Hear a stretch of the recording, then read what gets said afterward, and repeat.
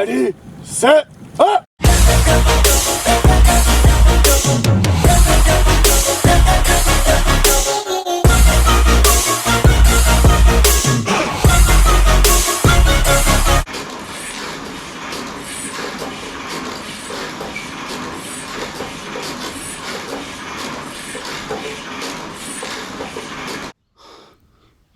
So now this workout's called Tabata. Basically, I do my kayak erg. An erg is a stationary kayak. And then I do that for 3.5 minutes. Then I come and do like a body weight exercise. So right now I'm doing push-ups and I'm watching the video here. Technique doesn't look great. So that's a good thing about video, you know.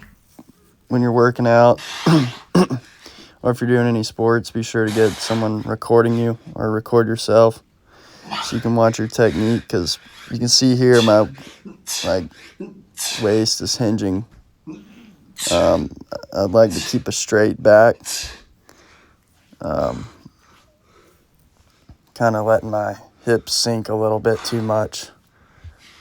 But basically I'll do 8 sets of 20 seconds on, as many push-ups as I can do during that 20 seconds, and then I'll rest for 10 seconds, and then I'll do that over and over 8 times. So I mean, there's not much pacing. I'll take that back. There's a little bit of pacing involved, but it's basically best average. So you're doing best average, like your best average push each 20 seconds. You're not really pacing, if that makes sense, because you want to be dead like by the 4th set. You're going to be pretty toast, and then the whole point of it is to like push through those last 4 sets and struggle through. So yeah, technique isn't the greatest, probably because I'm worn out, but that's no excuse for keeping a straight back during push-ups. I'm really trying to pump the chest, but I got to keep my core tight and bring my waist up a little bit. Yeah, that's basically it for this set. It's pretty tough. As you can see, I'm struggling. I think I'm on set 4 now, so we'll stop the recording and let you hear, I guess, what's going on.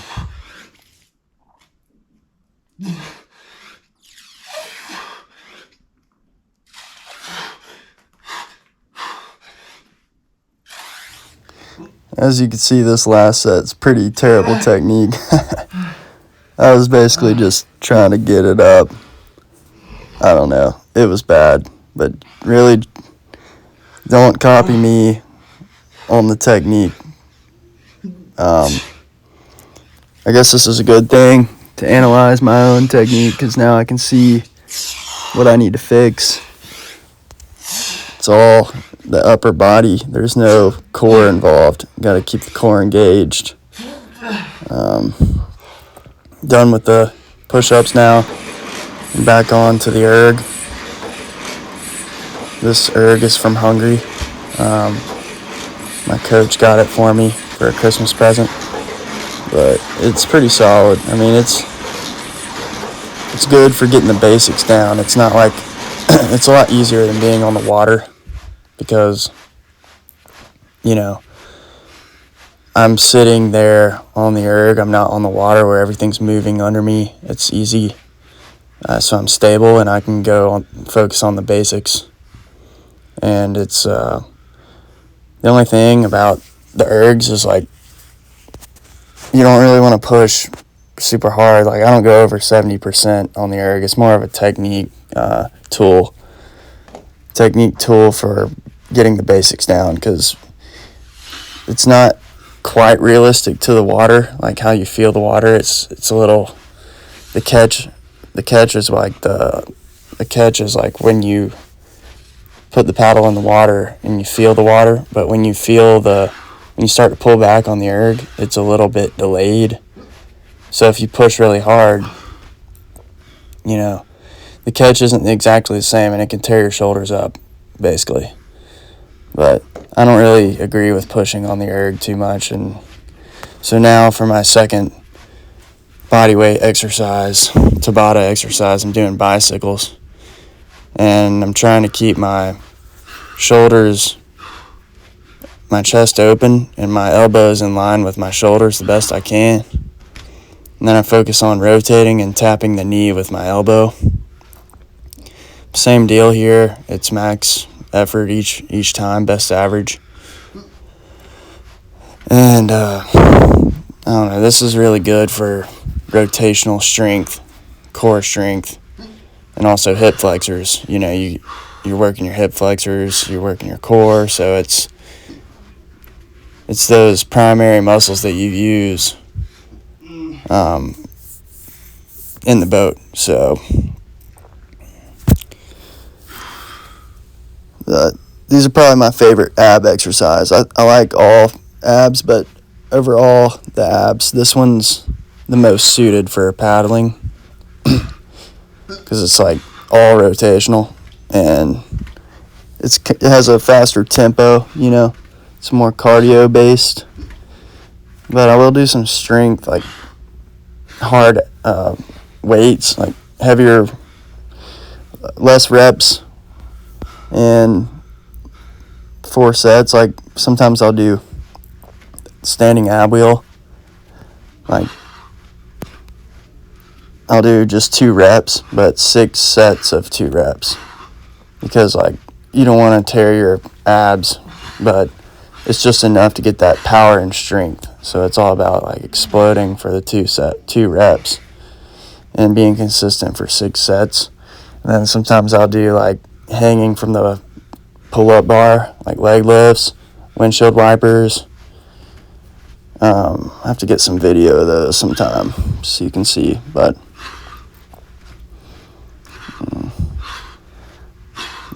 during this like Tabata stuff, you really want to try to control your breathing, focus on the breathing, and always make sure you're getting deep breaths in and out, not necessarily fast hyperventilating breaths. You don't want to just hyperventilate through it. You want to hold the breath for a little longer.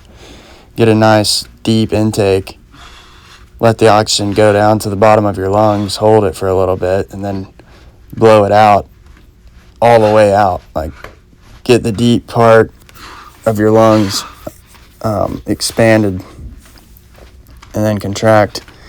So you want to empty all the air out so you can get that new oxygen deep into the lungs.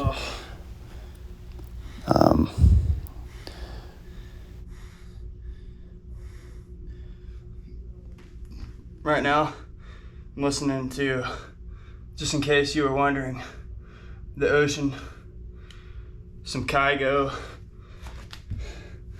house beach vibes.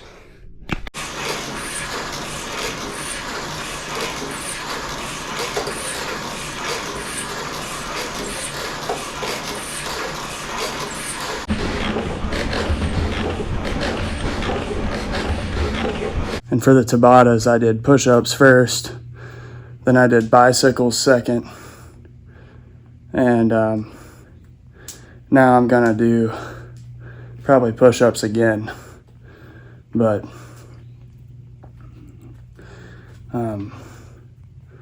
you can do really, you know, any body weight exercise with Tabatas. Just make sure during those 20 seconds you're really pushing like all out, because you're gonna have 10 seconds rest each time, and it's only 8 rounds of that. So you know, it's definitely tough, but it's about pushing those. So I got one more round of the erg and Tabatas, then I'll be done.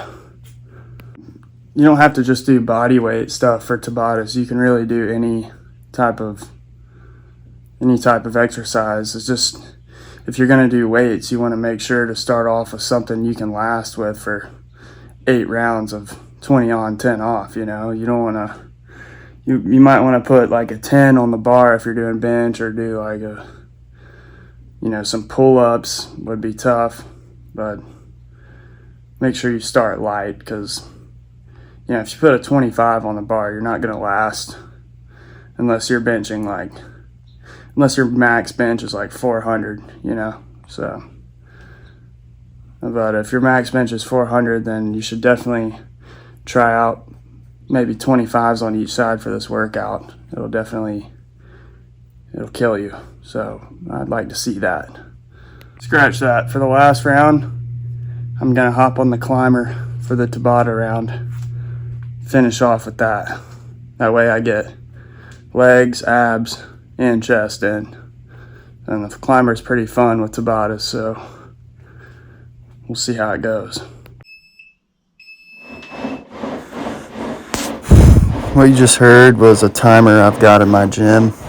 Dad's got a fancy new timer I've been using. It's got a nice Tabata button on the remote, so that makes things easy. I can just press the button. It'll set 8 sets of 2010s for me, and off we go.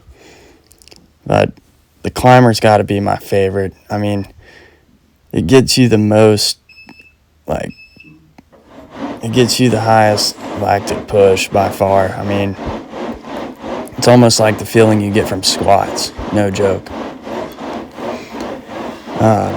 Your legs get pumped from it, and just like you did like sets of 5 on squat, the same feeling. So I really like it. But then it has a cardio aspect to it, but it's more for power and speed, which is perfect for a leg drive in the boat. You know, pushing these like extremely hard for 20 seconds will get you really pumped. If you want to get the climber, it's the CLIMBR, and if you know, you can adjust the handles. So I put them up a little higher than I had in my previous video, because I was like leaning back away from it because they were so short. So it was forcing me to lean back, like lean my lower back and butt back. But now I'm more straight up. It's a lot safer on the back. It's one thing, like kayaking and rowing, you really got to make sure you're protecting your back, your lower back, because you use a lot of those rotational muscles and whatnot. And, you know, exercising, lifting weights and stuff, if you injure your lower back, you're pretty much toast. Your career's done. So you got to stretch your lower back, your hamstrings, your whole backside, like at least every day. I mean, I don't stretch every day, but I stretch like every other day. You know, it's pretty consistent. I'd say I'm pretty flexible.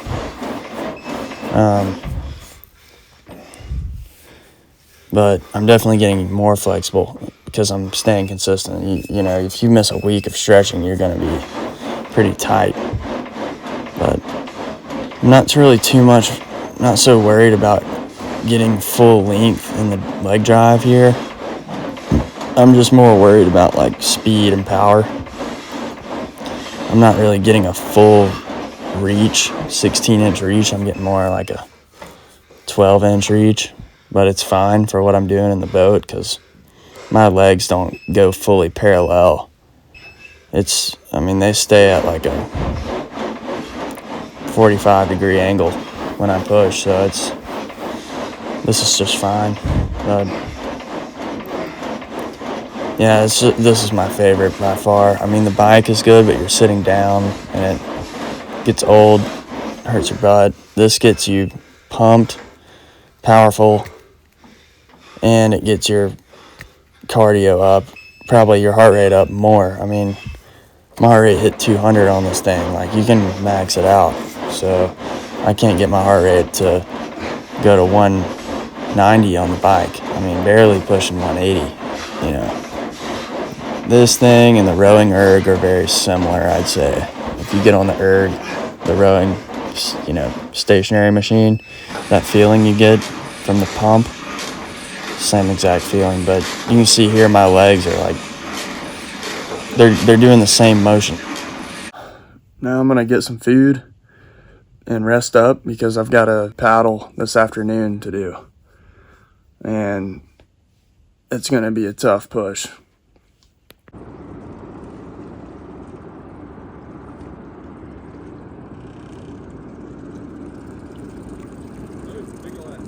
Whoa. Dude, that's so cool.